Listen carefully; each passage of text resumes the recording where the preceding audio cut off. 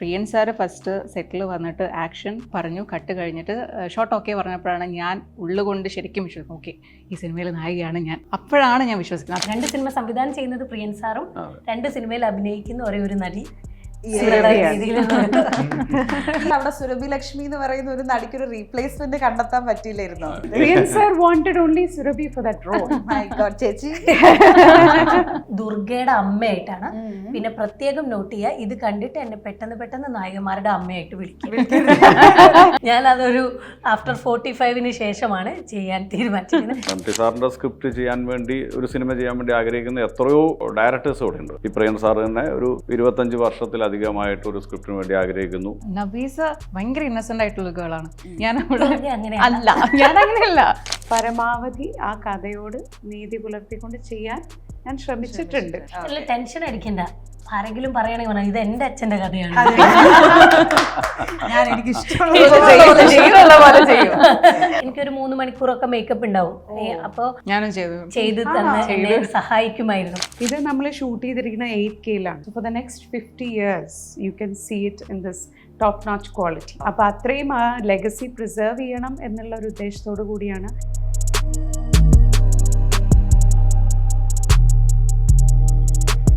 Hello, നമസ്തേ and welcome to Mollywood mix. നമ്മുടെ മലയാളത്തിലെ ലിറ്റററി ലെജൻഡ്, നമ്മുടെ എല്ലാവരുടെയും ഏറ്റവും പ്രിയപ്പെട്ട, നമ്മളെല്ലാവരും വളരെയധികം റെസ്പെക്റ്റ് ചെയ്യുന്ന MT വാസുദേവൻ സാറിൻ്റെ 9 കഥകൾ ഒരു ആന്തോളജി ഫോമിൽ ഈ വരുന്ന ഓഗസ്റ്റ് 15-ാം തീയതി മുതൽ ZEE5 പ്രീമിയർ ചെയ്യാൻ പോവുകയാണ്. സോ മനോരഥങ്ങളുടെ വിശേഷങ്ങളുമായിട്ട് അതിൻ്റെ ക്രൂ ആൻഡ് കാസ്റ്റൊക്കെ എന്നെ ഇന്ന് ജോയിൻ ചെയ്യുകയാണ്. So we have Sudheer sir, Surabhi ചേച്ചി, ദുർഗ ചേച്ചി ആൻഡ് അശ്വതി മാം. സോ എല്ലാവർക്കും മോളിവുഡ് മിക്സിലേക്ക് hearty welcome. Thank you. Let me begin with നമ്മുടെ MT സാറിൻ്റെ മകൾ Aswathy V Nair. So hi ma'am. Hello. ഞാൻ ഫസ്റ്റ് ടൈമാണ് ഇൻ്റർവ്യൂ എടുക്കുന്നത് and I have a lot of things to ask you. So ഒരു covid കാലത്താണ് ഇതിൻ്റെ ഒരു ഐഡിയ ബേസിക്കലി മാമിൻ്റെ ഉള്ളിലേക്ക് വരുന്നത് ഞാൻ അറിഞ്ഞു. ആദ്യം അച്ഛൻ്റെ 50 കഥകൾ, അത് വെട്ടിച്ചുരുക്കി 20ആയി, പിന്നെ ലാസ്റ്റ് 9ആയി. സോ എനിക്ക് ഈ ഒരു ഫിൽട്രേഷൻ പ്രോസസ്സ് അറിയണം ആൻഡ് ആ ഒരു സീഡ് വരാനുള്ള കാരണവും. ഒരു സീഡ് വരുന്നത് കോവിഡ് ലോക്ക്ഡൗണിൽ ഞാൻ ടാഗോർ സ്റ്റോറീസ് എന്ന് പറയുന്ന ഒരു സീരീസ് നെറ്റ്ഫ്ലിക്സിൽ കണ്ടപ്പോഴാണ്. ഒരുപാട് പ്രൊഡക്ഷൻ വാല്യൂ ഉള്ള ഒരു സീരീസ് ആയിരുന്നു. അത് കണ്ടപ്പോൾ ഒരു ആഗ്രഹം തോന്നി, അച്ഛൻ്റെ കഥകൾ എന്തുകൊണ്ട് നമുക്കിങ്ങനെ ചെയ്തുകൂടാ എന്നുള്ളത്. അങ്ങനെയാണ് ഇതിൻ്റെ ഒരു സീഡ് ഉണ്ടാവുന്നത്. പിന്നെ ഈ സെലക്ഷൻ പ്രോസസ്സ് ഭയങ്കര ബുദ്ധിമുട്ടായിരുന്നു. 200-300 കൂടുതൽ ഷോർട്ട് സ്റ്റോറീസ് ഉണ്ട്. അതിന്ന് ഒരു 50 ആദ്യം ഒരു ജനറൽ ലിസ്റ്റ് ഉണ്ടാക്കി. പിന്നെ അതിന്ന് നമ്മൾ വെട്ടി 20 ആക്കുമ്പോഴുള്ള ക്രൈറ്റീരിയൻ എന്താണെന്ന് വെച്ചാൽ ഓരോ കഥയും വ്യത്യസ്തമാവണം, ഒന്നിനോടൊന്നും സാമ്യം ഉണ്ടാവരുത്, വളരെ വ്യത്യസ്തമായിട്ടുള്ള പശ്ചാത്തലവും കഥാപാത്രങ്ങളും ഉള്ള കഥകളാവണം എന്നത് മനസ്സിൽ ഉൾക്കൊണ്ടുകൊണ്ടാണ് ആ 20ലേക്ക് എത്തുന്നത്. പിന്നെ 29ലേക്ക് എത്താൻ കുറച്ച് ഡയറക്ടേഴ്സായിട്ടുള്ള ഇൻറ്ററാക്ഷനും ഡയറക്ടേഴ്സിന് താല്പര്യമുള്ള കഥകളും കൂടി നമ്മൾ അങ്ങനെയാണ് ഈ അവസാനത്തെ 9ലേക്ക് നമ്മൾ എത്തിച്ചേർന്നത്. ഓക്കെ. സോ ഈ ഒരു ഫിൽട്രേഷൻ പ്രോസസ്സിൽ ത്രൂ ഔട്ട് എന്തെങ്കിലും ചാലഞ്ചസ് ഫേസ് ചെയ്യേണ്ടി വന്നിട്ടുണ്ടോ? കാരണം 300-ഓളം കഥകൾ കിടക്കുകയാണ്, അതിന്ന് 9 എണ്ണമാണ് പിക്ക് ചെയ്തെടുത്തിട്ടുള്ളത്. Challenges are always there. പക്ഷേ ഞാൻ പറഞ്ഞല്ലോ, ചില കഥകൾ ലോകത്തിനോട് നമുക്ക് അതിൻ്റെ ഒരു ദൃശ്യഭാഷ്യം എത്തിക്കണം എന്ന് നമ്മൾക്ക് മനസ്സിലുണ്ടാവും. എനിക്കങ്ങനെ 2-3 കഥകൾ ഇതിൽ ഈ ആന്തോളജിയിൽ തീർച്ചയായിട്ടും വേണം എന്നൊരാഗ്രഹം ഉണ്ടായിരുന്നു. ഒന്ന് കാഴ്ചയാണ്, എൻ്റെ ഓൾ ടൈം ഫേവററ്റ് ആണ്. അപ്പോൾ അതൊരു സെൽഫിഷ് മോട്ടീവായിരുന്നു ആ കഥ വേണം എന്നുള്ളത്. കടുകണ്ണാവ അതുപോലെ ഒരുപാട് ഇഷ്ടമുള്ളൊരു കഥയാണ്. ഷെർലക്ക്. ഈ 3 എണ്ണം എന്തായാലും ലിസ്റ്റിൽ ഉണ്ടാവണം എന്നുള്ളത് എൻ്റെ ഒരു ആവശ്യമായിരുന്നു. ഓക്കെ. പിന്നെ മറ്റുള്ള കഥകൾ ഈ 20 എണ്ണത്തിൽ ഒരുപാട് എണ്ണം നല്ല നല്ല കഥകളുണ്ട്. അപ്പോൾ ഈ ഏതെടുക്കും ഏത് ഒഴിവാക്കും എന്നുള്ളത് വലിയ ബുദ്ധിമുട്ടായിരുന്നു. പക്ഷേ ഡയറക്ടേഴ്സ് വരുമ്പോൾ അവരുടെ ഒരു പേഴ്സ്പെക്റ്റീവും ചില കഥകൾ അവർക്ക് പെട്ടെന്ന് കണക്റ്റ് ആവും. അപ്പോൾ അങ്ങനെയുള്ള ഒരു ഇടപെടൽ കൂടി ആയപ്പോൾ പിന്നെ അത് എളുപ്പമായി. ഓക്കെ. അപ്പം മാമിന് ഇപ്പം ഫേവറേറ്റ് ആയിട്ടുള്ള ഫ്യൂ ലൈക്ക് ബുക്സിൻ്റെ പേര് പറഞ്ഞു, കഥകളുടെ പേര് പറഞ്ഞു. ബട്ട് സ്റ്റിൽ ഇതിനകത്ത് നമുക്ക് കാണാം 9 stories, 9 super stars and 8 legendary film makers. 9ാമത് ഇരിക്കുന്ന ഡയറക്ടർ മാം ആണ്. So she is doing her debut here. So congratulations on that. Thank you. അപ്പം ഫേവറേറ്റ് വേറെ ഉണ്ടെന്ന് പറഞ്ഞിട്ടും എന്തുകൊണ്ടാണ് അപ്പോൾ വിൽപ്പന ഡയറക്റ്റ് ചെയ്യാനായിട്ടൊരു തീരുമാനത്തിലേക്ക് ആദ്യമായിട്ട് പറയട്ടെ, പ്രിയൻ സാർ 2 കഥ ചെയ്തിട്ടുണ്ട്. Okay. So there are only 8 directors including me. And വിൽപ്പന ഞാൻ കോൺഷ്യസ് ആയി എടുത്ത തീരുമാനമല്ല. ആ കഥ എന്നെ തേടി എത്തി എന്ന് വേണമെങ്കിൽ പറയാം. അത് വേറൊരു ഡയറക്ടർ ചെയ്യേണ്ടതായിരുന്നു. എന്നുവെച്ചാൽ ഒരു പ്രത്യേക സാഹചര്യത്തിൽ അത് ചെയ്യാൻ പറ്റിയില്ല. അപ്പോൾ അത് വേണ്ട, ആ കഥ മാറ്റി വെക്കാം എന്നാണ് തീരുമാനിച്ചത് ആദ്യം. അപ്പോഴാണ് സരിഗമയുടെ ക്രിയേറ്റീവ് ടീം പറയുന്നത് അതൊരു കുറച്ചൊരു സ്ത്രീപക്ഷ സ്വഭാവമുള്ള കഥയാണ്, അത് നിങ്ങൾ ചെയ്താൽ നന്നാവും, നിങ്ങൾക്ക് എന്തുകൊണ്ട് ചെയ്തുകൂടാന്ന് അവരും സജസ്റ്റ് ചെയ്തു. ഞാൻ കുറേ അത് റെസിസ്റ്റ് ചെയ്യാൻ നോക്കി. വേണ്ട, നമുക്കറിയാത്ത ക്രാഫ്റ്റാണ്, നമുക്കറിയാത്ത മേഖലയാണ്, വേണ്ട എന്നൊക്കെ ഞാൻ കുറേ ശ്രമിച്ചു. പക്ഷെ അത് അൾട്ടിമേറ്റ്ലി അത് എൻ്റെ തലയിൽ വന്നു. അതങ്ങനെ വരാനിരുന്നൊരു കാര്യമാണ്. So it came like that. Yes. അപ്പോൾ ഇപ്പം അശ്വതി മാം പറഞ്ഞു പ്രിയദർശൻ സാർ 2 എണ്ണം ഇതിനകത്ത് ഡിറക്റ്റ് ചെയ്തിട്ടുണ്ടെന്ന്. ഐ വാസ് അവെയർ അബൌട്ട് 1, ഓളവും തീരവും. അതാണ് ഞാൻ അങ്ങനെ ചോദിച്ചത്. അപ്പം ഞാൻ ഓർത്തിരിക്കുന്നത് അതിലെ നായിക നമ്മുടെ മുമ്പിൽ വന്നിരിക്കുകയാണ്. അപ്പം next question obviously it is to Durga ചേച്ചി. ചേച്ചി, പ്രിയൻ സാറിൻ്റെയും ലാലേട്ടൻ്റെയും ഒരു കോമ്പിനേഷനിൽ ഹീറോയിൻ ആകുക എന്ന് പറയുന്നത് ഏതൊരു ആക്ട്രസിൻ്റെയും ഒരു ഗോൾഡൻ ടിക്കറ്റ് മൊമെൻ്റ് ആണ്. I know you are in cloud 9. കുറച്ച് മുമ്പ് പറഞ്ഞു നമുക്ക് എക്സൈറ്റ്മെന്റ് കേൾക്കാം. ഇത് എനിക്ക് സുധീരേട്ടനായിരുന്നു ഫസ്റ്റ് ഈ ഒരു പ്രൊജക്റ്റിലേക്ക് എന്നെ വിളിക്കുന്നത്. എനിക്കൊന്ന് ഉടൽ കഴിഞ്ഞിരിക്കുന്ന സമയം. അപ്പം ഫസ്റ്റ് ഇങ്ങനെ എൻ്റെ അടുത്ത് പറഞ്ഞു ഇങ്ങനെ ഓരോ MT സാറിൻ്റെ ഒരു ഇത്. അപ്പം ഈ ഒരു സമയത്ത് MT സാറിൻ്റെ ഒരു സ്ക്രിപ്റ്റിൽ നായികയാവുക അല്ലെങ്കിൽ അതിനകത്തൊരു കഥാപാത്രം ചെയ്യാൻ പറ്റുക എന്ന് പറയണത് തന്നെ വലിയ ഭാഗ്യമാണ്. അപ്പം അത് കഴിഞ്ഞ് സുധീരേട്ടൻ ആദ്യം ഈ കാര്യം പറഞ്ഞപ്പോൾ തന്നെ എൻ്റെ ഉള്ളിൽ അപ്പം തന്നെ ഞാൻ ക്ലൗഡ് 9ലേക്ക് യാത്ര തുടങ്ങിയിട്ടുണ്ടായിരുന്നു. അത് കഴിഞ്ഞ് പിന്നെ ഓരോരോ പേരുകൾ അതിനകത്ത് ലാലേട്ടൻ്റെ നായിക, പ്രിയദർശൻ സാർ, സന്തോഷ് സാർ, ഇതെല്ലാം ഞാൻ ആഗ്രഹിച്ച ആൾക്കാരാണ്. ഇതെല്ലാം കൂടി ഒത്തിണങ്ങി ഒരു പ്രൊജക്റ്റ് വന്നപ്പം എനിക്കത് എങ്ങനെ എക്സ്പ്രസ് ചെയ്യാമെന്നറിയില്ല. ഇപ്പോൾ ഈ പറഞ്ഞ പോലെ ലാലേട്ടൻ, പ്രിയദർശൻ സാർ, ഇവരുടെയൊക്കെ സിനിമകൾ കണ്ടാസ്വദിച്ച് വളർന്ന ഒരു കൂട്ടം മലയാളികളിൽ ഒരാളാണ് ഞാൻ. അപ്പം ഭയങ്കരമായിട്ട് ആരാധിക്കുന്ന ഒരാളുമാണ്. അപ്പം എന്നെ സംബന്ധിച്ച് ഇത് പെട്ടെന്ന് ഇങ്ങനെ ഒരു സംഭവം എല്ലാം കൂടെ ഒന്നിച്ച് വന്നപ്പം എനിക്ക് ആദ്യം വിശ്വസിക്കാൻ ബുദ്ധിമുട്ടുണ്ടായിരുന്നു. ഞാൻ പലയിടത്തും പറഞ്ഞിട്ടുണ്ട്, ഈ സിനിമയിലേക്ക് ഇത് കൺഫേം ആയി കഴിഞ്ഞതിന് ശേഷം എൻ്റെ ഉള്ളുകൊണ്ട് ഞാൻ അങ്ങോട്ട് ചിലപ്പോൾ എങ്ങാനും മാറിയാലോ എന്നുള്ളൊരു ഭയം ഉണ്ടായിരുന്നു. അതുകൊണ്ട് ഞാൻ അങ്ങനെ പ്രിപ്പയർ ചെയ്തിരിക്കുന്നു. സാറ്, പ്രിയൻ സാറ് ഫസ്റ്റ് സെറ്റിൽ വന്നിട്ട് ആക്ഷൻ പറഞ്ഞു, കട്ട് കഴിഞ്ഞിട്ട് ഷോട്ട് ഓക്കെ പറഞ്ഞപ്പോഴാണ് ഞാൻ ഉള്ളുകൊണ്ട് ശരിക്കും വിശ്വസിക്കുന്നത്, ഓക്കെ ഈ സിനിമയിൽ നായികയാണ് ഞാൻ. അപ്പോഴാണ് ഞാൻ വിശ്വസിക്കുന്നത്. അതുവരെ അതിൻ്റെ ഇടയിൽ നമ്മൾ കോസ്റ്റ്യൂംസ്, മെഷർമെൻറ്റ്സ് എടുക്കുന്നുണ്ട്, ഇതെല്ലാം നടക്കുന്നുണ്ടായിരുന്നു. പക്ഷെ എനിക്കെന്തോ ഇത്രയും വലിയ ഞാൻ ആഗ്രഹിച്ച ഓരോ ആൾക്കാരും വന്ന ഒരു വലിയൊരു കൂട്ടായ്മ വന്നപ്പം എനിക്കത് വിശ്വസിക്കാൻ പോലും പറ്റുന്നുണ്ടായിരുന്നില്ല. അങ്ങനെയായിരുന്നു ആ ഒരു cereal moment. And finally okay പറഞ്ഞപ്പോഴാണ് റിയാലിറ്റി ചെക്ക്. അപ്പം സുരഭി ചേച്ചി, ദുർഗ ചേച്ചി പറഞ്ഞതുപോലെ തന്നെ ഭയങ്കര ഒരു സെറിയൽ മൊമെന്റ് ആയിരിക്കും നിങ്ങൾക്കും ഉണ്ടാവുക. പ്രിയൻ സാർ ഉണ്ട്, ലാലേട്ടനുണ്ട്, MT സാറിന്റെ script with the frames of Santosh Sivan. എന്തായിരുന്നു ആ ഒരു ഉള്ളിലെ കലാകാരിയുടെ തുള്ളിച്ചാട്ടത്തെ ഒന്ന് ഷെയർ ചെയ്യും? അല്ല, ഞാൻ ഇതിൽ ആദ്യം എൻ്റെ അടുത്ത് സുധീരേട്ടൻ വിളിച്ച് പറയുന്നത് ചിലപ്പോൾ കുട്ടിയെടുത്തി എന്ന് പറയുന്ന ഒരു കഥയുണ്ടാവും, അതായിരിക്കും എന്നുള്ള ഒരു സംശയം പറഞ്ഞിട്ടുണ്ടായിരുന്നു. അപ്പോൾ അതിനുശേഷം പിന്നെ എന്തോ ഒരു സെലക്ഷൻ്റെ ഭാഗമായിട്ട് അതിൽ നിന്ന് റിമൂവ് ചെയ്യേണ്ടി വന്നു. പിന്നെ അതിനുശേഷം പിന്നെ ജയരാജ് സാറിൻ്റെ സ്വർഗം തുറക്കുന്ന സമയം എന്ന് പറയുന്ന സിനിമയിലാണ്. പിന്നെ സീതാലക്ഷ്മി എന്ന് പറഞ്ഞിട്ട് ഞാനിതുവരെ അങ്ങനത്തെ ഒരു ക്യാരക്ടറൊന്നും ചെയ്തിട്ടില്ല. നീണ്ട മുടിയൊക്കെ ഉള്ള ഒരു നായർ തറവാട്ടിലെ കുലീനയായിട്ടുള്ള ഒരു സ്ത്രീ. അപ്പോൾ ആ ഒരു ക്യാരക്ടറാണ് ആദ്യം ചെയ്തിരുന്നത്. അപ്പോൾ അന്ന് കുറച്ചും കൂടെ റൂൾസൊക്കെ ഉണ്ടായിരുന്നു. ഒരു സിനിമയിൽ ആക്ട് ചെയ്തിട്ടുള്ള ആള് പിന്നെ വേറൊരു ഡയറക്ടറിൻ്റെ സിനിമയിൽ റിപ്പീറ്റ് ചെയ്യാൻ പാടില്ല എന്നുള്ളത്. പക്ഷെ എനിക്ക് അതിനുള്ളൊരു വലിയൊരു ഭാഗ്യം ഉണ്ടായി. പ്രിയൻ സാറ് പോളവും തീരവും എന്ന് പറഞ്ഞിട്ടുള്ള സിനിമയിലേക്ക് വേണ്ടിയിട്ട് പണ്ട് ഫിലോമിന ചേച്ചി ചെയ്തിട്ടുള്ള ആ റോളിലേക്ക് എന്നെ വിളിച്ചു. അപ്പോൾ ഇത് വളരെ കോംപ്ലിക്കേറ്റഡ് ആയിരുന്നു തോന്നുന്നു അല്ലേ? അപ്പോൾ പിന്നെ അങ്ങനെയാണ്. പക്ഷെ എനിക്ക് ഭയങ്കര ചലഞ്ചിങ് ആയിട്ടുള്ള സ്പെഷ്യൽ പെർമിഷനൊക്കെ എടുത്തിട്ടാണ് ഞാൻ വരുന്നത്. രണ്ട് സിനിമ സംവിധാനം ചെയ്യുന്നത് പ്രിയൻ സാറും 2 സിനിമയിൽ അഭിനയിക്കുന്ന ഒരേ ഒരു നടി ഈ ഒരു സംഭവം ഞാൻ ആക്ച്വലി ഈ മനോരഥങ്ങളെ പറ്റിയിട്ട് റെഫർ ചെയ്തുകൊണ്ടിരിക്കാൻ നേരം എൻ്റെ ഉള്ളിൽ ഒരു കൺഫ്യൂഷൻ ഉണ്ടാക്കിയ കാര്യമാണ്. ബിക്കോസ് ആന്തോളജിയിൽ അങ്ങനെ 2 എണ്ണത്തിൽ ഒരു ആർട്ടിസ്റ്റിന് ഡിഫറെന്റ് ക്യാരക്ടറായിട്ട് ചെയ്യാൻ പറ്റുമോ? അപ്പം സുധീറായിട്ട് അവിടെ സുരഭി ലക്ഷ്മി എന്ന് പറയുന്ന ഒരു നടിക്ക് ഒരു റീപ്ലേസ്മെന്റ് കണ്ടെത്താൻ പറ്റിയില്ലായിരുന്നോ? Priyan sir wanted only Surabhi for that role. My God, ചേച്ചി ഞങ്ങളോട് പറഞ്ഞു ആ പെർമിഷൻ ഒക്കെ നമുക്ക് എടുക്കാം, പക്ഷെ എനിക്ക് സുരഭി തന്നെ വേണം. വാവ്. പക്ഷെ എനിക്കത് ഭയങ്കര ചലഞ്ച് ആയിരുന്നു. Yeah. ഒന്ന് അത്രയും വലിയൊരു ആർട്ടിസ്റ്റ് ചെയ്തിട്ടുള്ള ഒരു റോളാണ്.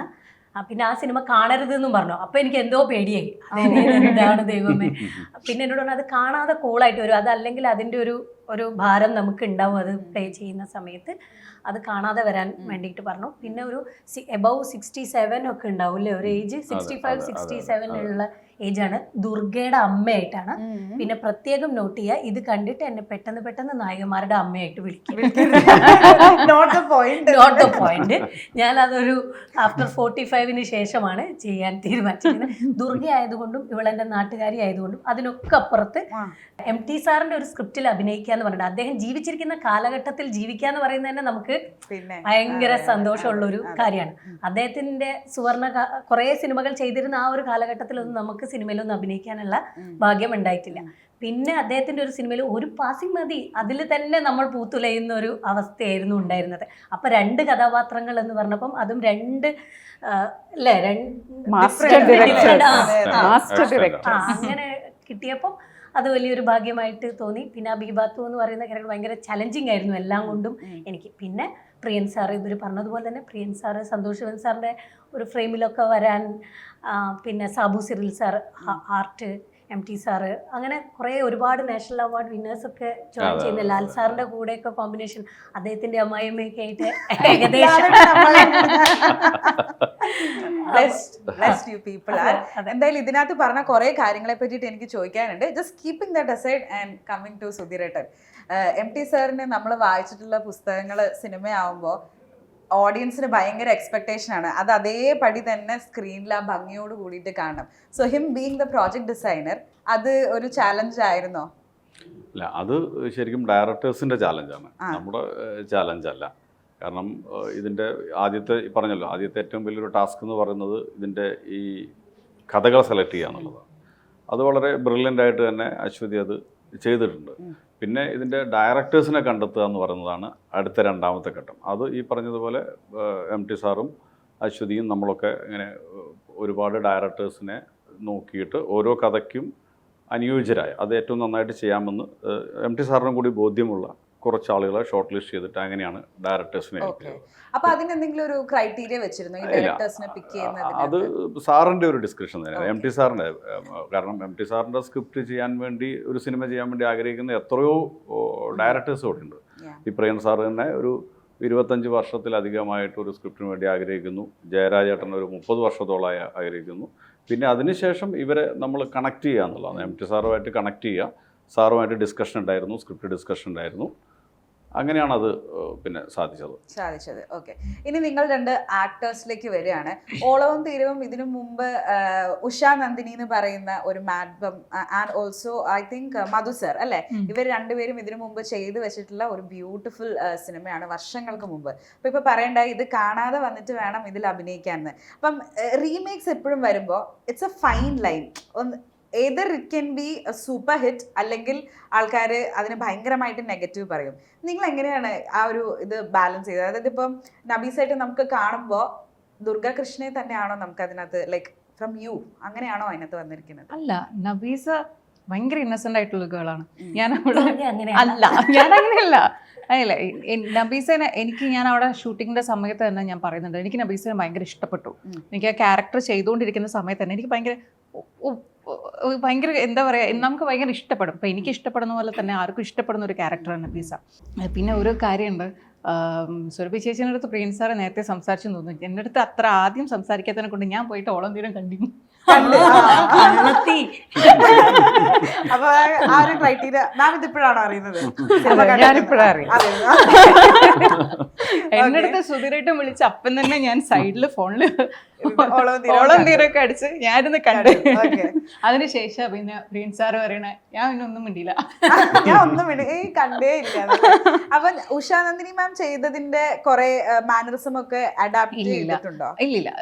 ഉഷാനന്ദിന് നമുക്ക് ഒരിക്കലും ആ ഒരു പഴയ കാലത്ത് എല്ലാം കൊണ്ടും വ്യത്യാസമായിരിക്കുമല്ലോ. അപ്പം അവരുടെ പെർഫോമൻസ് ആണെങ്കിൽ എല്ലാം ഇപ്പോഴത്തെ ഒരു ഇതിലേക്ക് വരുമ്പോൾ മൊത്തം ഒരു ഡിഫറെൻ്റ് ആയിരിക്കുമല്ലോ. അപ്പോൾ ഞാൻ അതേപോലെ എടുക്കാൻ നോക്കിയിട്ടൊന്നുമില്ല. പക്ഷെ എന്നാലും ഒരു കഥ മനസ്സിലാക്കി അതിനകത്ത് ഇപ്പം ഞാൻ കണ്ട ഒരു നബീസ ഉണ്ടല്ലോ, അപ്പം അതിനകത്ത് ഞാൻ കുറച്ചൊന്ന് പ്രിപ്പയർ ചെയ്യാൻ നോക്കിയിട്ടുണ്ടായിരുന്നു. അപ്പം പക്ഷെ പ്രിൻസ് സാറെല്ലാം വിളിച്ചിരിക്കാം ഒന്നും വേണ്ട അവിടെ.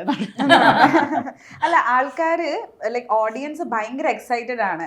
അതായത് നമ്മുടെ ലാലേട്ടൻ അതിനകത്ത് ചെയ്തിട്ടുള്ള കഥാപാത്രം, ഞാൻ ക്യാരക്ടറിന്റെ പേര് പറഞ്ഞു, ബാപ്പുട്ടി. Yes, exactly. അപ്പൊ മധു സാർ ചെയ്ത ബാപ്പുട്ടി എന്ന് പറയുന്ന കഥാപാത്രം ഇനി ലാലേട്ടൻ തിരശീലയിലേക്ക് വരുമ്പോൾ എങ്ങനെയാണ് പ്രസന്റ് ചെയ്യുന്നതെന്ന് അറിയാനായിട്ട് ഭയങ്കര എക്സൈറ്റഡ് ആണ്. നിങ്ങളത് നേരിൽ കണ്ട ആൾക്കാരാണ്. So tell us. ഇല്ല, പ്രിൻസ് സാറ് ഇപ്പം നമ്മൾ കണ്ട മറ്റേ പഴയ ഓളവും തീരവും പോലെയല്ല. സാറിൻ്റെ സ്റ്റൈലിലാണ് ഇതിനകത്ത് ഷൂട്ട് ചെയ്യുന്നത്.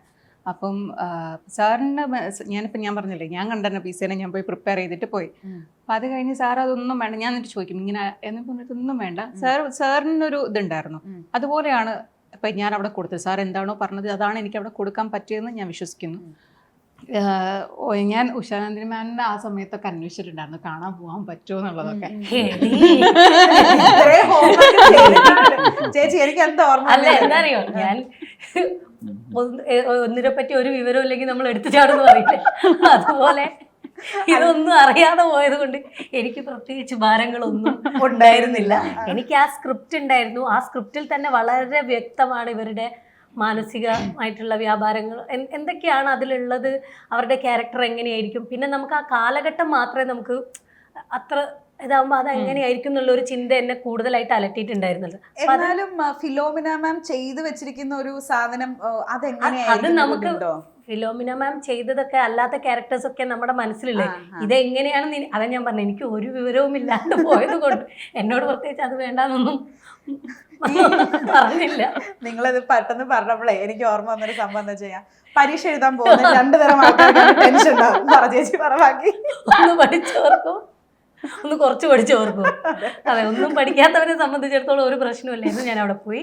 പിന്നെ എനിക്ക് മേക്കപ്പ് ഒക്കെ, കാരണം നമ്മൾ ബോഡിയിൽ ആ ഒരു ഏജ് വരുന്ന സമയത്ത് മേക്കപ്പ് ഒക്കെ ഇടുമ്പോൾ അതെങ്ങനെയായിരിക്കും, അതിൻ്റെ ഒരു അപ്പിയറൻസ് ഒക്കെ എങ്ങനെയായിരിക്കും എന്നുള്ള ഒരു ഇത്. പിന്നെ നമ്മളെ പഴയ ഉമ്മമാരെയൊക്കെ ഇപ്പോഴും ചില ആളുകൾ അത് കീപ്പ് ചെയ്ത് കാച്ചിത്തുണി കൊടുത്തിട്ടുള്ള ആളുകൾ നമ്മളെ നാട്ടിൽ ഇപ്പോഴും ഉണ്ട് ചില തറവാടുകളിലൊക്കെ. അപ്പം അതൊക്കെ നമ്മളുടെ മനസ്സിൽ ഉണ്ട്.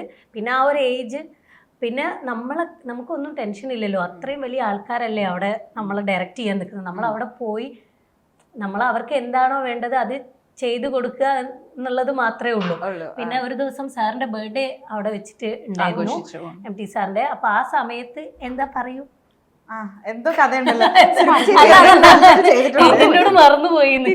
ഈ കുട്ടി നാടകമാണോ എന്ന് കണ്ട് ചോദിച്ചെന്ന് തോന്നുന്നു. ഡ്രാമ തിയേറ്റർ ആർട്ടിസ്റ്റ് ആണോ എന്ന് ചോദിച്ചു. ഷോട്ടൊക്കെ കാണുന്നുണ്ടായിരുന്നു അച്ഛൻ. മോണിറ്ററില് സുരഭിയുടെ ഷോട്ടായിരുന്നു അന്ന്. ലാൽ സാർ ആയിട്ടുള്ള കോമ്പിനേഷൻ ആയിരുന്നു. പിന്നെ ഞാൻ MT സാറിന്റെ നാടകങ്ങൾ ചെയ്തിട്ടുണ്ട്. പ്രശാന്ത് നാരായണൻ അദ്ദേഹം ഡയറക്റ്റ് ചെയ്തിട്ടുള്ള നാടകത്തിൽ കുട്ടിയെടുത്തി എന്ന് പറഞ്ഞിട്ടുള്ള ക്യാരക്ടറും അതേപോലെ തന്നെ ഉണ്ണിയാർച്ചയും രണ്ടും ചെയ്തിട്ടുണ്ടായിരുന്നു. അപ്പം എനിക്ക് നാടകം ചെയ്തിട്ടുണ്ട്. സിനിമയിൽ ഫസ്റ്റ് ടൈം ആയിരുന്നു. അതെനിക്ക് വലിയ ഭാഗ്യമായിട്ട് അടിപൊളി. ഓക്കെ, സോ അശ്വതി മാമിന്റെ ഒരു വേ ഓഫ് സ്റ്റോറി ടെല്ലിംഗിൽ എന്തായാലും അച്ഛൻ്റെ ഒരു ഇൻഫ്ലുവൻസ് തീർച്ചയായിട്ടും ഉണ്ടാകും. ആൻഡ് ഇതിനകത്ത് അത് ഡയറക്റ്റ് ചെയ്യാൻ പോകുമ്പോൾ അച്ഛൻ്റെ കഥയാണ് ചെയ്യുന്നത്. ആ ഒരു ഫീലിംഗ് എങ്ങനെ ഉണ്ടായിരുന്നു? എന്തെങ്കിലും തരത്തിലുള്ള ടെൻഷൻ ഉണ്ടായിരുന്നോ? മരണ ടെൻഷനായിരുന്നു. ഉള്ളത് പറയാലോ കുട്ടീന്നല്ലേ. ഒന്ന് ഞാൻ പറഞ്ഞല്ലോ, അത് എൻ്റെ ഡിസിഷൻ അല്ല, അത് എനിക്ക് ഏറ്റെടുക്കേണ്ടി വന്ന ഒരു സംഗതിയാണ്. അപ്പം ഞാൻ മെൻ്റലി ഒട്ടും പ്രിപ്പയർഡ് ആയിരുന്നില്ല. ഡിറക്ഷൻ എന്നൊക്കെ പറയുന്നത് അത് ക്രാഫ്റ്റ് അറിഞ്ഞ് ചെയ്യേണ്ട ഒരു സംഗതിയാണ്. എനിക്ക് ആകെയുള്ള പരിചയം എന്താണെന്ന് വെച്ചാൽ ഞാൻ കുറേ സ്റ്റേജ് പ്രൊഡക്ഷൻസ് ഡാൻസിൽ ചെയ്തിട്ടുണ്ട്. അപ്പോൾ എക്സ്പ്രഷൻസിനെ കുറിച്ച് ഒരു ധാരണയുണ്ട്, ഒരു ക്യാരക്ടർ എങ്ങനെ ബിഹേവ് ചെയ്യണം എന്നതിനെ കുറിച്ചൊരു ധാരണയുണ്ട്. ആ കഥ മനപ്പാടാണ്. ഇത്രേ ഉണ്ടായിരുന്നുള്ളൂ എൻ്റെ ഒരു എന്താ പറയുക കൈമുതൽ എന്ന് പറയുന്നത്. ബാക്കി സന്തോഷേട്ടൻ തരുന്ന ധൈര്യവും പിന്നെ ഒരു നല്ല ടീമും ഉണ്ടായിരുന്നു എനിക്ക്. അത് ഒരു വലിയ സ്ട്രെങ്ത്താണ് നമുക്കൊരു ടീം എന്നുള്ളത്. അവരുടെ സഹായം കൊണ്ട് മാത്രമാണ് എനിക്കിത് അക്കംപ്ലിഷ് ചെയ്യാൻ. പക്ഷേ ഇത് സത്യം പറഞ്ഞാൽ ഇത് ഇറങ്ങുന്നവരെ ഞാൻ സമാധാനത്തോടെ ഉറങ്ങില്ല. എന്താന്ന് വെച്ചാൽ അച്ഛൻ്റെ കഥ മകള് എങ്ങനെ കൺസീവ് ചെയ്തു, അത് പല അഭിപ്രായങ്ങളുണ്ടാവും എന്നുള്ളത് ഐ നോ ദാറ്റ്. അത് നമുക്കൊന്നും ചെയ്യാൻ പറ്റില്ല. പക്ഷെ എന്നെ സംബന്ധിച്ചിടത്തോളം ഞാൻ പരമാവധി ആ കഥയോട് നീതി പുലർത്തിക്കൊണ്ട് ചെയ്യാൻ ഞാൻ ശ്രമിച്ചിട്ടുണ്ട്. അത്രേ എനിക്ക് പറയാൻ പറ്റും. അല്ല, ടെൻഷൻ അടിക്കണ്ട. ആരെങ്കിലും പറയണെങ്കിൽ പറഞ്ഞാൽ ഇത് എൻ്റെ അച്ഛൻ്റെ കഥയാണ്. ഞാൻ എനിക്ക് അച്ഛനോട് മാത്രമേ നമ്മള് ആൻസർ ചെയ്യേണ്ട ആവശ്യമുള്ളൂ. പുറത്തുള്ള ആൾക്കാരോട് പറയല്ലോ ഇത് എൻ്റെ അച്ഛൻ്റെ കഥ, എനിക്കറിയാം. ഞാൻ ഇങ്ങനെയാണ് കണ്ടത്. ഓക്കെ, അപ്പൊ അശ്വതി ചേച്ചി തീർച്ചയായിട്ടും MT സാർ ഒരു പീസ് ഓഫ് അഡ്വൈസ് തന്നിട്ടുണ്ടാകും. കാരണം ആദ്യമായിട്ട് ഡയറക്റ്റ് ചെയ്യാൻ പോവുകയാണ്, അദ്ദേഹത്തിന്റെ കഥയാണ്. എന്തായിരുന്നു അഡ്വൈസ്? ഇല്ല, ഒരു അഡ്വൈസും തന്നില്ല. ഇല്ല, അത് പോയി ഒന്നാമത് ഞാനല്ല ഇത് സംസാരിക്കുന്ന അച്ഛനോട്. ഞാൻ ഡയറക്റ്റ് ചെയ്യണം എന്നുള്ളത് ഞാൻ പോയി പറയില്ല. എനിക്ക് എങ്ങനെ പറയാൻ പറ്റും? ആണോ? എനിക്ക് അതിനുള്ള ധൈര്യമൊന്നുമില്ല. അച്ഛനോട് പോയിട്ട് അച്ഛാ ഞാൻ ഈ കഥ ചെയ്യുന്നു. അപ്പൊ അദ്ദേഹം ഒരു സ്ട്രിക്റ്റ് ഫാദർ ആണോ? സ്ട്രിക്റ്റ് എന്നുള്ളതല്ല, നമുക്ക് അച്ഛൻ്റെ ചില ബൗണ്ടറീസ് നമുക്കറിയാം. പിന്നെ ഇതൊരു ഇറ്റ് ഈസ് നോട്ട് പേടിയല്ല, ഒരു ബഹുമാനമാണ്. ആ റൈറ്ററിനോടുള്ള ഒരു ബഹുമാനമാണ്. എൻ്റെ അച്ഛൻ എന്നതിനെ കവിഞ്ഞ് ഒരു റൈറ്ററുടെ വർക്ക് നമ്മൾ തൊടുക എന്ന് പറയുന്നത് അതത്ര എളുപ്പമുള്ള കാര്യമൊന്നുമല്ല. ഞാൻ പറഞ്ഞല്ലോ, അത് എങ്ങനെയോ അത് സംഭവിച്ചതാണ്. ഞാൻ കോൺഷ്യസ്ലി കുറേ ശ്രമിച്ചതാണ് അതൊന്ന് മാറി നിൽക്കാൻ. പക്ഷെ അത് സംഭവിച്ചു. ഞാനല്ല പോയി പറഞ്ഞത് അച്ഛനോട്. അപ്പൊ പറഞ്ഞ ആൾക്കാരോട് അച്ഛൻ പറഞ്ഞത് അവർക്ക് ധൈര്യം ഉണ്ടെങ്കിൽ അത് ചെയ്യട്ടെ. അയാൾക്ക് അതിനുള്ള കോൺഫിഡൻസ് ഉണ്ടെങ്കിൽ അയാൾ അത് ചെയ്യട്ടെ. സുധീരേട്ടനായിരുന്നു അപ്പൊ അതിന് അപ്പൊ എന്താണ് അപ്പൊ അവിടെ തന്നെ കേൾക്കാം. MT സാറിന്റെ ഒരു ഫസ്റ്റ് റിയാക്ഷൻ എന്തായിരുന്നു? അല്ല, സാറ് പിന്നെ എപ്പോഴും ഞാൻ പറയില്ല, ഇതിൽ ആ സിനിമ ഏറ്റവും നന്നായിട്ട് കൺസീവ് ചെയ്യുന്ന ഒരു ഡയറക്ടർ. അപ്പോൾ അങ്ങനെയാണ് ശരിക്കും പറഞ്ഞാൽ. ഇത് നേരത്തെ പല ആർട്ടിസ്റ്റിനോടും ബോളിവുഡിലെയൊക്കെ ചില ആർട്ടിസ്റ്റിനോട് നറേറ്റ് ചെയ്തത് ഡയറക്ടർക്ക് വേണ്ടിയിട്ട് അശ്വതിയായിരുന്നു. അപ്പോൾ അത് ഏറ്റവും നന്നായിട്ട് നറേറ്റ് ചെയ്ത അശ്വതിയായിരുന്നു.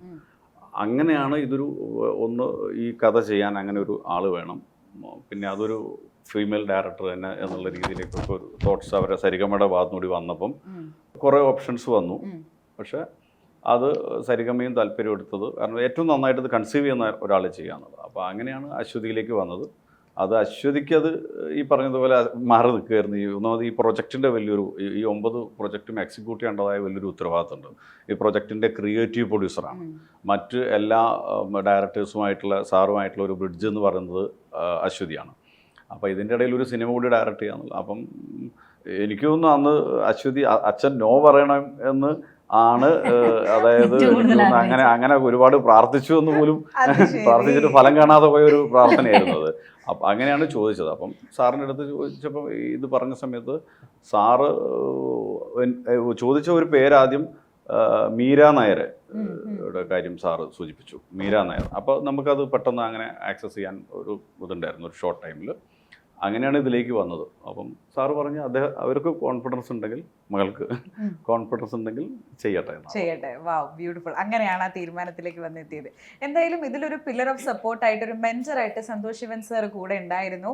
ആൻഡ് വിൽപ്പനയുടെ ഏറ്റവും വലിയ പെക്യുലാരിറ്റി എന്താണെന്ന് പറഞ്ഞു കഴിഞ്ഞാൽ മധു മാം മലയാളത്തിലെ ഒരു ബ്രേക്കിന് ശേഷം അഭിനയിക്കുകയാണ്. അപ്പം ഒരുപാട് ബോളിവുഡ് ആക്ടേഴ്സിനോട് ആ കഥ പറഞ്ഞു, നെറേറ്റ് ചെയ്തിരുന്നു എന്ന് പറഞ്ഞു. എങ്ങനെയാണ് ഈ ഒരു ഡിസിഷനിലേക്ക് എത്തിയത് മാം? സന്തോഷ് സാറാണ് ആ ടീമിനെ എനിക്ക് സെറ്റ് ചെയ്യുന്നതെന്ന് വെച്ചാൽ അദ്ദേഹത്തിൻ്റെ പണ്ട് അസിസ്റ്റ് ചെയ്തിരുന്ന ഇപ്പോൾ ഇൻഡിപെൻഡൻറ്റ് DOP ആയിട്ടുള്ള ദിവാകർ മണി. അപ്പോൾ സന്തോഷ് ചേട്ടനാണ് ദിവാകർ മതി, നല്ല DOP ആണ്, നിനക്ക് സെറ്റാവും, നിങ്ങൾ നല്ല ടീമാവും എന്ന് പറഞ്ഞു. പിന്നെ അതിന് ശേഷം ഷിജി പട്ടണം, SB സതീഷ് സർ, അങ്ങനെ ബിജിബാൽ സർ മ്യൂസിക്. അപ്പോൾ ഒരു നല്ല ടീമായപ്പോൾ തന്നെ നമുക്കൊരു കോൺഫിഡൻസ് വരും. പിന്നെ എൻ്റെ കൂടെ അസോസിയേറ്റ് ചെയ്തത് ജയരാജ് സാറിൻ്റെ കൂടെ 8 വർഷം അസോസിയേറ്റ് ആയ ബിജുരാജാണ്. ബിജു എൻ്റെ ഫ്രണ്ടും കൂടിയാണ്. പിന്നെ അവിടെ ഒരു കംഫർട്ട് ഉണ്ടായിരുന്നു. പിന്നെ മധു മാമിലേക്കുള്ള സെലക്ഷൻ എന്ന് പറയുന്നത് ഒരുപാട് മലയാളത്തിലുള്ള ചില ആക്ട്രസസിനോടൊക്കെ സംസാരിച്ചെങ്കിലും അവർക്ക് ഈ ക്യാരക്ടറിനോട് അത് ആക്സെപ്റ്റ് ചെയ്യാൻ കുറച്ച് ബുദ്ധിമുട്ടുണ്ടായിരുന്നു. വെച്ചാൽ ഇതിൽ ചില സീൻസ് ഉണ്ട്, ഒരു മദ്യപിക്കുന്ന സീനുണ്ട്. അപ്പം അങ്ങനത്തെ ഒരു ഇമേജിൻ്റെയൊക്കെ ഒരു പ്രശ്നങ്ങൾ പറഞ്ഞിട്ട് പലരും മാറി നിന്നു. അപ്പോൾ ആ ഘട്ടത്തിലാണ് ഞാൻ കൊങ്കണ സെൻ ശർമ്മേനെ അപ്രോച്ച് ചെയ്യുന്നത്. അവർക്ക് വലിയ താല്പര്യം ഉണ്ടായിരുന്നു, പക്ഷെ അവർ ആ സമയത്ത് ഡയറക്റ്റ് ചെയ്യാണ് ഒരു സിനിമ. അപ്പോൾ അവർക്ക് തിരക്ക് കാരണം ജോയിൻ ചെയ്യാൻ പറ്റില്ല. പിന്നെ ഇത് ആര് കുറച്ചൊരു സൗത്ത് ഇന്ത്യൻ ലുക്കിംഗ് ആർട്ടിസ്റ്റും ആവണം. അങ്ങനെ വരുമ്പോഴാണ് മധു മാം തെലുങ്കിലൊക്കെ അഭിനയിക്കുന്നുണ്ട് വീണ്ടും എന്നറിയുന്നത്. അങ്ങനെയാണ് നമ്മൾ അപ്രോച്ച് ചെയ്യുന്നത്. അവർക്ക് കഥയുടെ ഇംഗ്ലീഷ് ട്രാൻസ്ലേഷൻ അയച്ചു കൊടുത്തു. അവർ വായിച്ചു, അവർക്ക് താല്പര്യമായി. അങ്ങനെ ഞാൻ 2 തവണ സൂമിൽ സംസാരിച്ചു. പിന്നെ ഞാൻ ഷൂട്ടിനാണ് കാണുന്നത്. അത്രേ ഉണ്ടായിരുന്നു. അങ്ങനെയാണ്. And how was ഡിറക്ടിങ്? ഒത്തിരി വർഷങ്ങൾക്ക് ശേഷം ആ ഒരു നായികയെ ഫ്രെയിമിലേക്ക് കൊണ്ടുവരാണ്. അപ്പം അവരുടെ കംപ്ലീറ്റ് ഭംഗിയും ഒപ്പിയെടുക്കാനായിട്ട് സാധിച്ചോ? സത്യം പറഞ്ഞാൽ അവർ വളരെ ക്യാരക്ടറായിട്ട് താതാത്മ്യം പ്രാപിച്ചുകൊണ്ട് തന്നെയാണ് അവരത് ചെയ്തിട്ടുള്ളത്. അവരതിൻ്റെ ഓരോ കാര്യവും നമ്മളോട് ചോദിക്കും. പിന്നെ എനിക്ക് ഒരു ഐഡിയ ഉണ്ടായിരുന്നു എന്ത് വേണം എന്ത് വേണ്ട എന്നുള്ളത്. നമുക്കൊരു ധാരണ ഉണ്ടായിരുന്നു. അപ്പോൾ അത് കൃത്യമായിട്ട് കമ്മ്യൂണിക്കേറ്റ് ചെയ്യുക എന്നുള്ളതായിരുന്നു. അവർ ഒരുപാട് സഹകരിച്ചു, പറയാതെ പറ്റില്ല. എന്താണെന്ന് വെച്ചാൽ എൻ്റെ മനസ്സിൽ എന്താണോ എന്നുള്ളത് അത് മനസ്സിലാക്കി എനിക്ക് ചെയ്തു തന്നു എന്നുള്ളതാണ്. അതിന് ഒരുപാട് ആസിഫിനോടും മധു മാമിനോടും ഒരുപാട് നന്ദിയുണ്ട്. ഗ്രേറ്റ്. ദുർഗ ചേച്ചിയുടെ ലൈക്ക് കരിയർ തുടങ്ങിയിട്ടല്ല, ബട്ട് സ്റ്റിൽ യുനോ ആ ഒരു ഫെയിമിലേക്ക് ഇങ്ങനെ എത്തിക്കൊണ്ടിരിക്കുന്ന സമയത്താണ് ഇതിൻ്റെ ഷൂട്ടും ഇതൊക്കെ നടക്കുന്നതെന്നാണ് എൻ്റെ ഒരു അസംഷൻ. അപ്പം ആ സമയത്താണ് ലാലേട്ടൻ്റെ ഒപ്പം വർക്ക് ചെയ്യാനായിട്ടുള്ള ഒരു അവസരം കിട്ടുന്നത്. അപ്പം ലാലേട്ടൻ എപ്പോഴും റൊമാൻസ് കാണിക്കുന്നത് ഭയങ്കര സ്പെഷ്യലാണ്. അപ്പം അദ്ദേഹത്തിൻ്റെ ഭയങ്കര യുനോ ദ ലവറാണ് നബീസ. അപ്പം എങ്ങനെ ഉണ്ടായിരുന്നു doing the romantic scene with him? അത് നേരിൽ കാണുമ്പോൾ അല്ല, അവിടെ നമ്മൾ ഷൂട്ട് ചെയ്യുന്ന സമയത്ത് നമ്മൾ അവിടെ കാണുന്ന ലാലേട്ടൻ്റെ റൊമാൻസ് അല്ലായിരുന്നു, ബാബുട്ടിയുടെ റൊമാൻസ് ആയിരുന്നു. ആ സമയത്ത് ഷൂട്ടിങ്ങിൻ്റെ സമയത്ത് നമ്മൾ കഥാപാത്രങ്ങളായി കഴിഞ്ഞിട്ടുണ്ടെങ്കിൽ പിന്നെ നമുക്ക് അവിടെ ലാലേട്ടനും അല്ല, ഞാൻ ദുർഗയും അല്ല. അപ്പം ഒരു ഗിവ് ആൻഡ് ടേക്ക് പോലെയായിരുന്നു. ആള് ഇങ്ങോട്ട് തരുന്നതിനനുസരിച്ച് നമ്മൾ തന്നെ അങ്ങോട്ട് കൊടുത്തു. അപ്പം അങ്ങനെയായിരുന്നു. പിന്നെ ഈ ലാലേട്ടൻ്റെ കൂടെ ഞാൻ ആദ്യമായിട്ടല്ല, ഞാൻ മുമ്പൊരു സിനിമ ചെയ്തിട്ടുണ്ട്, പക്ഷെ നായികയായിട്ട് അദ്ദേഹത്തിൻ്റെ ഒപ്പം ആദ്യമായിട്ടാണ്. അല്ല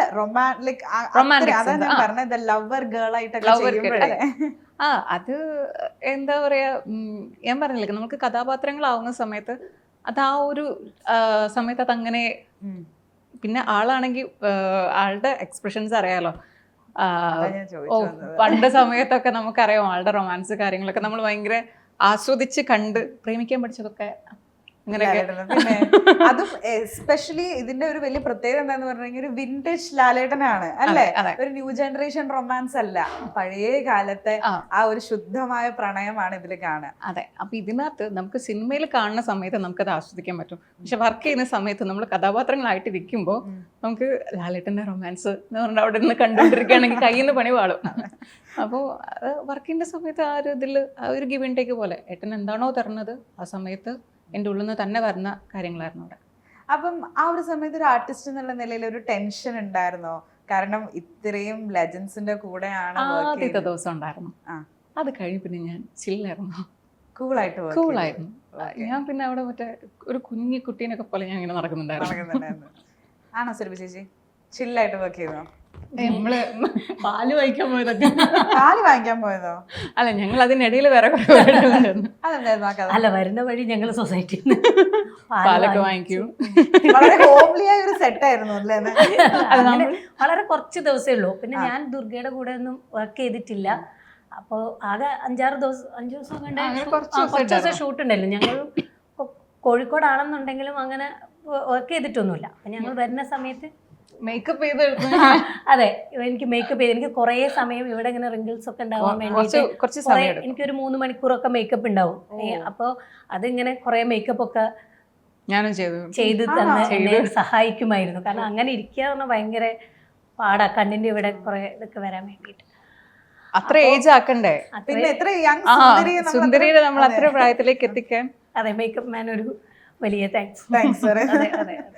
സുരഭി ചേച്ചി ചെയ്തിട്ടുള്ള കഥാപാത്രങ്ങൾ എടുത്തു നോക്കിക്കഴിഞ്ഞാൽ എപ്പോഴും കുറച്ച് ഡ്രാമ ആഡ് ചെയ്തിട്ടുള്ള ക്യാരക്ടേഴ്സ് ആയിരിക്കും. ഇപ്പൊ ഇതിനകത്ത് ഉമ്മ ആൻഡ് ഇതിൽ ചെയ്തിട്ടുള്ള മറ്റ് കഥാപാത്രം, പിന്നെ കുമാരിയിൽ ചെയ്തിട്ടുള്ളത് ഓൾവേസ് ആ ഒരു എന്താ പറയുക ഒരു ഡ്രാമ ആൻഡ് എസ്തെറ്റിക്സ് ആഡ് ചെയ്യുന്നത് അങ്ങനത്തെ കഥാപാത്രങ്ങളോടുള്ള ഇഷ്ടം കൊണ്ടാണോ? ഇത് എന്നോട് ചോദിക്കരുതായിരുന്നു. ഞാൻ വരുന്നത് സെലക്ട് ചെയ്യുന്നു എന്നുള്ളത് മാത്രമേ ഉള്ളൂ. അല്ലാതെ ഞാൻ അത് നോക്കി എനിക്ക് ഓക്കെ ഈ ക്യാരക്ടർ കൊള്ളാം, ഇത് ഞാൻ ചെയ്തേക്കാം, അങ്ങനെയൊന്നും വിചാരിച്ചിട്ടൊന്നും ഞാൻ ഇതുവരെ ഒരു ക്യാരക്ടറും അങ്ങനെ സെലക്ട് ചെയ്തിട്ടില്ല.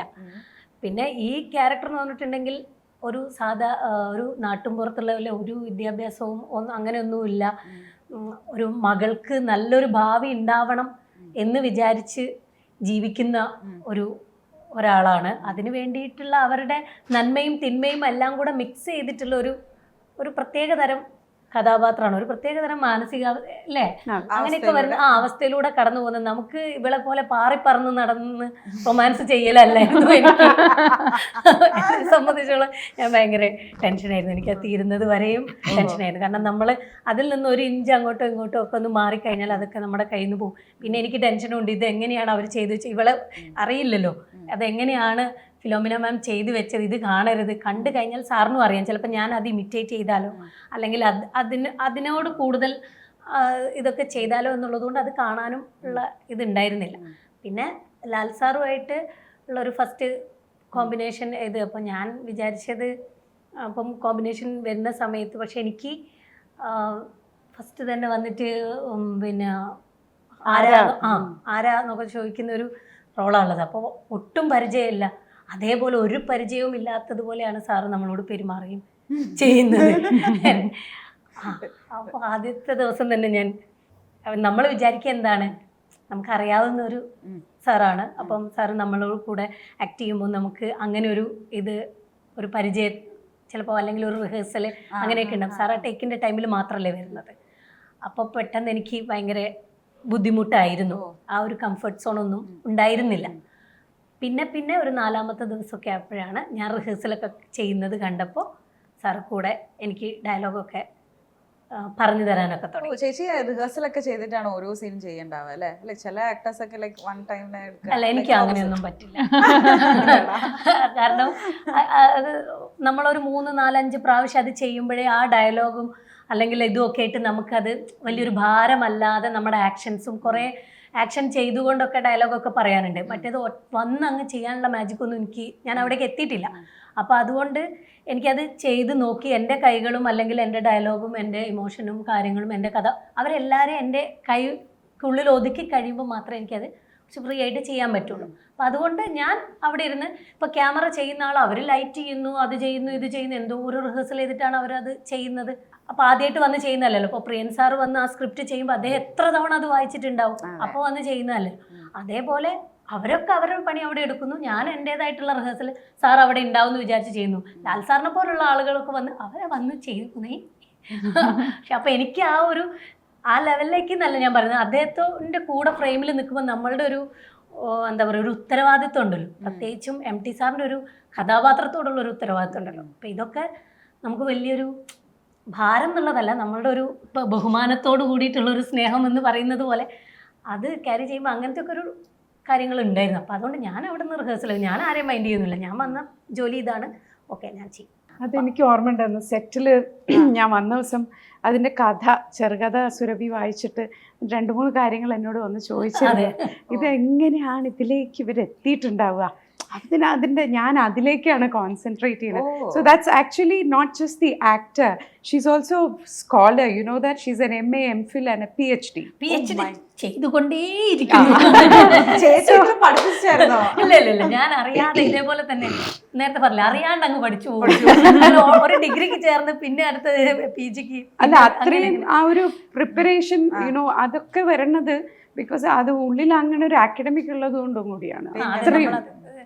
പിന്നെ ഇതെല്ലാം പോലെ തന്നെ ചേച്ചി പറഞ്ഞതുപോലെ തന്നെ അത് ആ ഒരു ക്രാഫ്റ്റ് ഡയറക്റ്റ് ചെയ്യുമ്പോൾ ആ ഒരു ക്രാഫ്റ്റ് അറിയണം എന്ന് പറഞ്ഞ പോലെ നമ്മൾ ആക്ടിങ് ആണ്. MAക്കൊക്കെ തിയേറ്ററാണ്, നേരത്തെ പറഞ്ഞ പോലെ തിയേറ്റർ ചെയ്തതുകൊണ്ട് തന്നെ അതിലുള്ള വർക്ക്ഷോപ്പുകളൊക്കെ നമ്മൾ അറ്റൻഡ് ചെയ്തൊക്കെ ചെയ്തതുകൊണ്ടും ഒക്കെ നമ്മൾ എങ്ങനെയാണ് ഒരു ക്യാരക്ടറിനെ അപ്രോച്ച് ചെയ്യേണ്ടത് എന്നുള്ളതിന് കുറച്ചൊക്കെ നമുക്ക് നമ്മളൊരു ജോലി ചെയ്യാൻ പോകുമല്ലേ, നമ്മളതിനല്ലേ അവർ വിളിക്കുന്നത്. അപ്പോൾ അത് ചെയ്യുമ്പോൾ അത് നമ്മളെ ഉത്തരവാദിത്വം. അവിടെ പോയിട്ട് നമുക്കൊന്നും വേറെ ഇതൊന്നും അറിയില്ല, വേറൊരു ജോലിയും അറിയില്ല. അപ്പൊ ഇത് തന്നെ ചെയ്യേം വേണം. നാളെ സുധീറേട്ടൻ പടം ചെയ്യുമ്പോൾ വിളിക്കണ്ടേ, അങ്ങനെ ഒരു ഉത്തരവാദിത്വം. എന്റെ പഴയ മോണാക്ടിന്റെ അങ്ങനെ കഥകളുണ്ടല്ലേ? അതെ, അദ്ദേഹം പഠിപ്പിച്ചു കൊടുത്ത ഒരു വലിയ മോണാക്ട് അദ്ദേഹത്തിന്റെ ശിഷ്യൻ ദീപ്തി ഷെട്ടിന്റെ അടുത്ത് നിന്ന് ഞാൻ പഠിക്കുന്നു. അങ്ങനെയൊക്കെ ഉള്ള ഒരു കഥയുണ്ട്. അപ്പൊ ഇനിയും മുന്നോട്ടുള്ളൊരു യാത്രയും കൂടെ ഉണ്ടല്ലോ. Such A humble actor you are. എനിക്ക് ഭയങ്കര ഇഷ്ടമുള്ള ആർട്ടിസ്റ്റ് ഉള്ള ഒരാളാണ് സുരഭി ചേച്ചി. അങ്ങനെയൊന്നും വിചാരിക്കണ്ട. ഞാനത് വളരെ സിമ്പിൾ ആണ്. ഓക്കെ, സുധീരേട്ട, ഇതിനകത്ത് ഇപ്പം ഓളവും തിരുവായാലും അതുപോലെ തന്നെ 1984 ഐ വി ശശി സാർ സംവിധാനം ചെയ്ത ആൾക്കൂട്ടത്തിൽ തന്നെ അതും ഒരു ആന്തോളജി ആയിട്ട് ഇതിനകത്ത് വരുന്നുണ്ട്. അപ്പം ഇതിന്റെ ഒരു ടൈം ഡിഫറൻസ് ഉണ്ട്, 1984 and 2024. അപ്പം ഈ പ്രോജക്ട് ഡിസൈൻ ഒക്കെ ചെയ്യുമ്പോഴത്തേക്കും ആ ഒരു ടൈം സോൺ നോക്കിയിട്ടാണോ? അല്ല, അത് ഞാൻ പറഞ്ഞില്ല, അവിടെയും ഈ കഥകൾ എല്ലാ കാലഘട്ടത്തിലെയും കഥകൾ ഇതിൻ്റെ അകത്തുണ്ട്. അപ്പോൾ ഏത് കാറ്റഗറിയിലുള്ള ഒരു പ്രേക്ഷകനും ഇഷ്ടപ്പെടുന്ന രീതിയിലുള്ള ഒരു സെലക്ഷനാണ് അത്. ഏറ്റവും ഒരു പോസ്റ്റ് മോഡേൺ സിനിമയിലും അല്ലെങ്കിൽ ഇപ്പോഴത്തെ ഏറ്റവും യങ് ജനറേഷൻ ആണെങ്കിലും ഈ പഴയ ജനറേഷൻ ആണെങ്കിലും അതാണ് ഈ ആന്തോളജിയുടെ ഒരു ബ്യൂട്ടി എന്ന് പറയുന്നത്. അപ്പം നമുക്ക് അങ്ങനെ സെലക്ട് ചെയ്യാനുള്ളൊരു ഓപ്ഷൻ ഉണ്ട്. കാരണം എല്ലാ സിനിമയും ഓരോ കാലഘട്ടത്തിൽ, ഇപ്പം നേരത്തെ അശ്വതി പറഞ്ഞ പോലെ കാഴ്ച അതൊരു എനിക്ക് തോന്നുന്നു 90s സിനിമയാണ്, 99ലാണ്. പിന്നെ ഷെർലോക്ക് വേറെ ഒരു ഇതിലാണ്. ഓളവും തീരും ഏറ്റവും ആദ്യത്തെ 50 വർഷം ഉള്ള ഒരു സ്ക്രീൻ പ്ലേ ആണത്. നമ്മൾ ആരും ജനിച്ചിട്ടില്ല. അതെ. അപ്പോൾ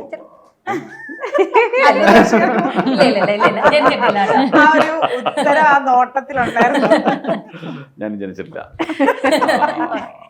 പിന്നെ അതിനൊരു 10-30 വർഷത്തിന് ശേഷമാണ് ജനിച്ചത്. അപ്പോൾ അതാണ് ഇതിൻ്റെ ഒരു ബ്യൂട്ടി. അപ്പം അത് പിന്നെ ആ പീരീഡ് സിനിമ അതേപോലെ ചിലത് അങ്ങനെ മേക്ക് ചെയ്തിട്ടുണ്ട്, ചിലത് സ്ക്രിപ്റ്റ് ഈ പുതിയ, അതാണ് ഏറ്റവും സാറ് ഈ സ്ക്രിപ്റ്റുകളൊക്കെ അത് എനിക്ക് തോന്നുന്നു അശ്വതി പുതിയൊരു മീഡിയത്തിലേക്ക്, കാരണം ഒരു OTT മീഡിയത്തിലേക്ക് അതിന് പറ്റുന്ന പ്രേക്ഷകർക്ക് പറ്റുന്ന രീതിയിലേക്ക് ഈ സിനിമയെ മാറ്റിയെഴുതുക, ആ കഥകളെ അതും MT സാറ് ചെയ്തിട്ടുണ്ട്. അതാണ് നമ്മൾ അതിൻ്റെ ഒരു മഹത്വം എന്ന് പറഞ്ഞാൽ ആ സ്ക്രിപ്റ്റിൻ്റെ ആ കഥകളെ ഇന്നത്തെ പുതിയ മീഡിയത്തിലേക്ക് അത് അതിൻ്റെ തിരക്കഥ മാറ്റി എഴുതിയിട്ടുണ്ട്. ബാക്കി നമ്മൾ പീരീഡ് മാറ്റിയിട്ടില്ല. ഏത് കഥയാണോ ഏത് പീരീഡാണോ സെറ്റിംഗ്, കടുകണ്ണാമയുടെ ഒരു ഭാഗം 90s നടക്കുന്നതും ഒരു ഭാഗം 1947 നടക്കുന്നതുമാണ്, 47-48. അപ്പോൾ ആ പീരീഡ്സ് ഒക്കെ വളരെ ട്രൂ ടു സ്റ്റോറി ആയിട്ട് തന്നെയാണ് നമ്മൾ ഇതിൽ കാണിച്ചിട്ടുള്ളത്. ഓരോ കഥയും എല്ലാം അതത് കാലഘട്ടത്തിൽ, ഏത് കാലഘട്ടത്തിലാണോ അച്ഛൻ എഴുതിയത് അത് അങ്ങനെ തന്നെയാണ് നമ്മൾ മെയിൻറ്റെയിൻ ചെയ്തത്. Throughout your career, she is a dancer too. ഈ ഒരു throughout your career MT സാറിൻ്റെ മകൾ എന്നുള്ള ആ ഒരു പേര് അതേപോലെ തന്നെ മെയിൻറ്റെയിൻ ചെയ്യുക. അപ്പം മേ ബി ഇപ്പം ഫിലിമിലേക്ക് ഇറങ്ങിയതിന് ശേഷം ഇത് ചെയ്യാൻ തന്നെ ചെറിയൊരു പ്രഷറൊക്കെ ഉണ്ടാകും. എങ്ങനെയാണ് ഇതിനെ നാവിഗേറ്റ് ചെയ്ത് കൊണ്ടുപോയത്? Dance again as a career happened. Okay, I wanted to do MA visual communication. Visual media തുടങ്ങുന്ന സമയത്തായിരുന്നു അത് പഠിക്കണം എന്നായിരുന്നു ആഗ്രഹം. പക്ഷെ ഡാൻസിലെത്തി. ഇപ്പം അമ്മ ഡാൻസർ ആയതുകൊണ്ട് ഡാൻസ് വാസ് ഓൾവേസ് ദെയർ. എൻ്റെ കുട്ടിക്കാലം മുതൽ ഞാനത് കേട്ടും കണ്ടുമാണ് വളർന്നത്. അങ്ങനെയാണ് അതിൽ വരുന്നത്. പിന്നെ when you have 2 legends as your parents, it comes with a lot of challenges, responsibilities. അതിനെ ഒരു ഭാരമായിട്ട് ഞാൻ കാണാറില്ല. അതേസമയം അവരുടെ പേരുപയോഗിച്ച് ഇന്ന് വരെ എവിടെയും അങ്ങനെ നമുക്ക് വേണ്ടി കാര്യങ്ങൾ നേടിയെടുക്കാനും ഞാൻ ശ്രമിച്ചിട്ടില്ല. നമ്മൾ എപ്പോഴും അച്ഛനും അമ്മയും പറഞ്ഞിട്ടുള്ളതെന്ന് വെച്ചാൽ അവനവൻ്റെ അധ്വാനം കൊണ്ട് എന്ത് നേടാൻ പറ്റും എന്നുള്ളത്. അങ്ങനെയാണ് നമ്മളെയൊക്കെ ട്രെയിൻ ചെയ്തിട്ടുള്ളത്.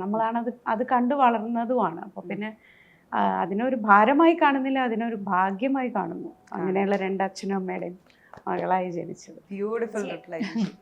അല്ല, തീർച്ചയായിട്ടും I thought you want to add on something.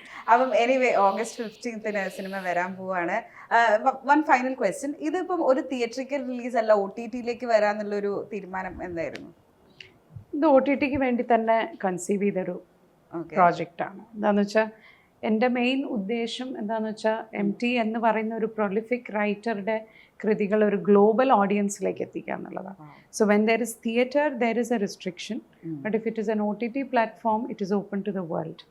And മലയാളികളുടെ പ്രസൻസ് ഇന്ത്യ മാത്രമല്ല, GCC കൺട്രീസിൽ US UK എല്ലായിടത്തും മലയാളികളുണ്ട്. അപ്പോൾ എൻ്റെ ഒരു ഉദ്ദേശം എന്ന് പറയുന്നത് നമ്മൾ ഏറ്റവും അധികം മലയാളികൾ ഈ പ്രോജക്റ്റ് കാണണം എന്നുള്ളതാണ്. അതുകൊണ്ട് തന്നെയാണ് അത് OTT. തീർച്ചയായിട്ടും. അപ്പം എത്രത്തോളം അച്ഛൻ്റെ ഒരു ലെഗസിയിലേക്ക് ഈ ഒരു മനോരഥങ്ങൾ ആഡ് ഓൺ ചെയ്യുന്നതാണ് ചേച്ചിക്ക് തോന്നുന്നത്?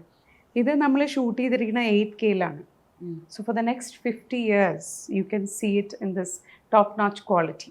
Wow. അപ്പോൾ അത്രയും ആ ലെഗസി പ്രിസർവ് ചെയ്യണം എന്നുള്ള ഒരു ഉദ്ദേശത്തോടു കൂടിയാണ് ദ ബെസ്റ്റ് ഔട്ട്പുട്ട് എന്നുള്ള രീതിയിലാണ് ഇത് കൺസീവ് ചെയ്തതും ഇത് പ്രസൻറ്റ് ചെയ്തിട്ടുള്ളതും. അത് പ്രേക്ഷകരെ ഏറ്റെടുക്കും എന്ന് ഞാൻ പ്രതീക്ഷിക്കും. Thank you so much. അപ്പം നെക്സ്റ്റ് 50 ഇയേഴ്സ് അല്ല, അടുത്തൊരു 100 ഇയേഴ്സ് ഈ ഒരു ലെഗസി ഇതേപോലെ തന്നെ പോട്ടെ. All the best wishes for Manorathangal. അപ്പം thank you so much. Thank you.